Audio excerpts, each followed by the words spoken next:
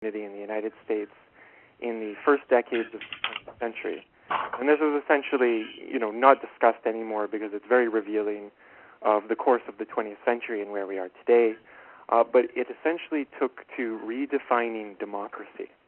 And one of the main intellects, the main intellect involved in this process was a man named Walter Lippmann, who is the most influential political theorist perhaps of the entire 20th century, which is likely why very few have heard of him, because you don't really study relevant individuals or theory in history, because you might actually accidentally learn something. So Lippmann was discussing various perspectives on democracy and the public, and this is a time where, coming out of the late 1800s, you had a large discourse on the notion of the public. This was brought about, due to changes in communications, newspapers, the spread of information, and indeed the rapid development of labor struggles, rebellions, even potential revolutionary change. So you had the underclass, the working class, was very rebellious. The middle class was very spiteful and towards the robber barons at the top who were ravaging society. These are the Rockefellers, the Harrimans, Vanderbilts. They were amassing massive fortunes. I mean, the Rockefeller fortune in the early 1900s was at $900 million, and in early 1900 dollars. That's nothing to, it was the largest fortune amassed in the world at the time. Mm-hmm. And the middle class was very much against that. They had their own journalism reflecting this and criticizing the robber barons, but they were also afraid of the potential for revolution from the lower class. And so out of this very conflicting and indeed critical circumstances, you had a discussion about what is the public. And at this time, you also had new psychological theories like Sigmund Freud and other crowd theorists like Gustav Bonn,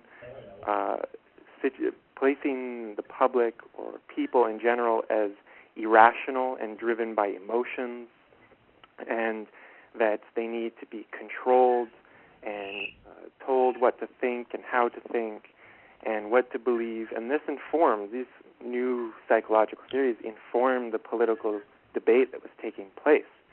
So Walter Lippmann in the 20s was writing on public opinion, and this became a major term to use at that time, public opinion. Everybody was discussing public opinion. And Walter Lippmann wrote that essentially in our society we need to manufacture consent. He coined the term the engineering of consent. Another person who tried to coin the term after Lippmann, at least make claim to it, was Edward Bernays, who was the nephew of Sigmund Freud. He was also the father of public relations in the United States. He founded the first public relations firm and involved in propaganda. He wrote a book in 1928 literally called Propaganda, which Joseph Goebbels later referred to, who was Hitler's propaganda chief. But in it, in the first paragraph, on the first sentence, Bernays writes that in a democratic society, our ideas, tastes, likes and dislikes, beliefs are all shaped by men we have never seen, that this type of management is necessary in a democratic society. Walter Lippmann referred to the public as meddlesome outsiders who need to be controlled. So they were redefining democracy so that it became elite, that it was to be controlled by an intellectual elite. And it was through the think tanks. This was the exact philosophy that informed the creation of these think tanks. So we redefine democracy as run by a tiny elite, and public opinion must be managed and controlled. And this was more effective in the United States than elsewhere. There was other social experiments taking place in the Soviet Union and then later in Nazi Germany, and they were all interchanging ideas and even individuals, but ultimately the American system won out because it rested on a fundamental principle, that of the engineering of consent. The other systems relied primarily on coercion, which can work, state terrorism works for certain amounts of time, of course, But eventually it falls apart.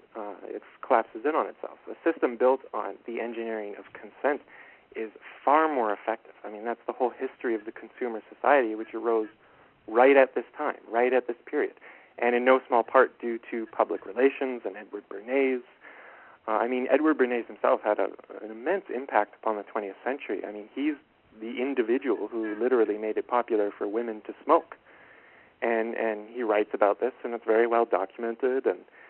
And he also was highly influential in running the propaganda campaign in the United States against the government of Guatemala in the 50s, presenting the CIA-supported coup there as which was directed because United Fruit, a major American corporation, was having its land taken away for the large peasantry there.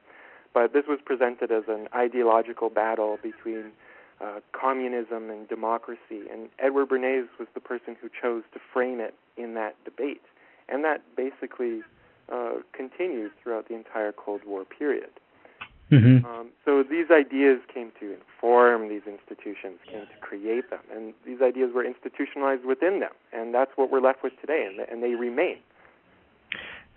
A lot of people discuss the U.S. Constitution as being a beacon of freedom within the United States, but when one really analyzes the course of the 19th century, what you do see is this Constitution being implemented within the United States and very quickly begin to degrade on into the Civil War.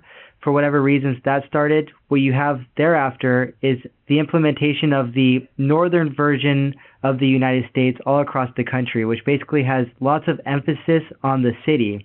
So you have all the workers concentrated in cities. Shortly thereafter, the captains of industry and the robber barons basically begin to concentrate power.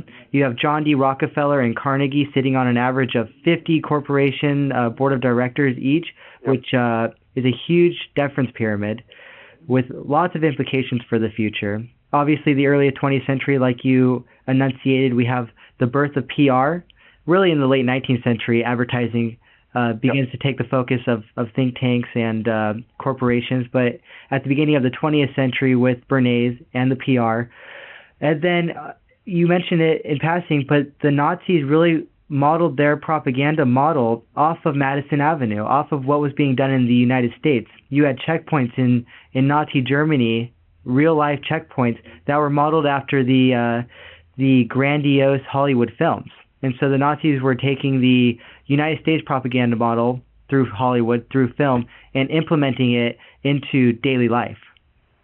Absolutely, and that's not the only thing the Nazis took from the United States. They took a great many facets of their racialized state, their ideology and philosophy. I mean, if you look at Nazi eugenics, like it has a very, very clear historical development, and it doesn't go back to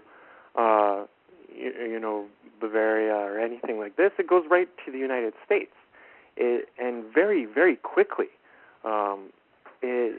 Even Hitler, writing in Mein Kampf, thanked American eugenicists. And he named them, and they were very prominent American eugenicists, and he thanked them for their ideas and their beliefs, and even wrote how the only state in the world that is properly imposing eugenic ideas is America. And indeed, by the 1960s, the United States, there was about 27 or 28 different states which had sterilization laws for those who were deemed unfit, so the mentally handicapped, those who were deemed mentally ill, essentially poor people. There was the famous case which set the precedent at the Supreme Court was a young woman who was raped and became pregnant, and the Supreme Court justice, of course this was her fault in his view, and the fact that she had a couple brothers who were in prison, so he said that obviously she should be sterilized because her stock should not be allowed to continue, and that set the precedent for sterilization laws, and by the 1960s, tens of thousands of people have been sterilized, the majority of them black, and the majority of them also in California. And Hitler looked to these systems and ideas as sort of something to model his stayed upon. And the Nazis